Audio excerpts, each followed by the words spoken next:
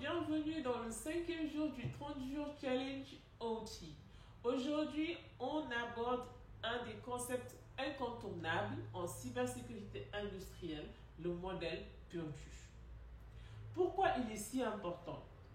Parce qu'il permet de comprendre comment organiser et structurer les réseaux industriels, en séparant les zones critiques et en limitant les points de passage entre elles. C'est quoi exactement? Le modèle Purview est une architecture en couche pensée pour des environnements industriels. Chaque niveau a son rôle, ses équipements, ses enjeux et surtout ses propres risques. Nous allons retrouver dans un premier temps le niveau 0 qu'on appelle le niveau processus physique. C'est la base, c'est tout en bas du niveau. C'est les capteurs, les actionneurs, les moteurs, les vannes, tout ce qui interagit directement avec le monde réel. Ensuite, nous allons retrouver le niveau 1 qui est le niveau de contrôle.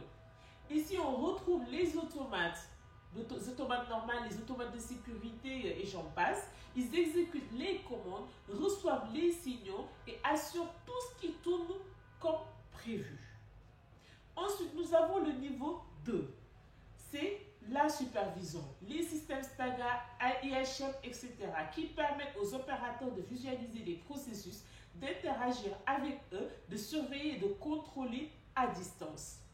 Ensuite, nous avons le niveau 3, opération industrielle. On monte encore les MES, Manufacturing Executive System, les historiales, les outils de suivi de production qui connectent l'usine au pilotage global. Ensuite, nous avons un niveau intermédiaire super important, c'est le niveau 3.5 qu'on appelle le DMZ industriel. C'est la zone tampon, la zone démilitarisée. Il isole les réseaux industriels au-dessus des réseaux IT, avec des pare-feux, des proxys, des bastions pour éviter qu'un problème IT ne contamine l'OT. C'est là que se trouve la séparation entre les deux mondes. Avant d'avoir le niveau 4, le réseau d'entreprise. C'est le monde du business, les ERP, les emails, les cloud, finance, RH, tout le reste qui concerne l'IT. Ce réseau est plus exposé à Internet, donc plus vulnérable et doit être soigneusement séparé de l'OT.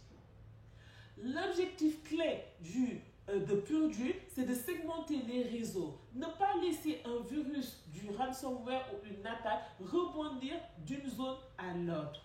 Appliquer le moindre privilège, limiter les accès, cloisonner les flux, mettre des pare-feux, surveiller des points critiques. Créer des zones de confiance où des systèmes plus sensibles sont les mieux protégés. Pourquoi c'est indispensable en cybersécurité OT? Parce qu'une mauvaise segmentation, c'est comme une maison sans mur intérieur. Si un cambrioleur entre, il a accès à tout. Le modèle Purview nous donne une carte mentale pour éviter ça. En construisant les murs, les murs, des portes et des structures entre chaque niveau. Demain, je vous parle de la norme RED qui formalise toutes les bonnes pratiques. C'est ce qu'on appelle l'IEC 62443.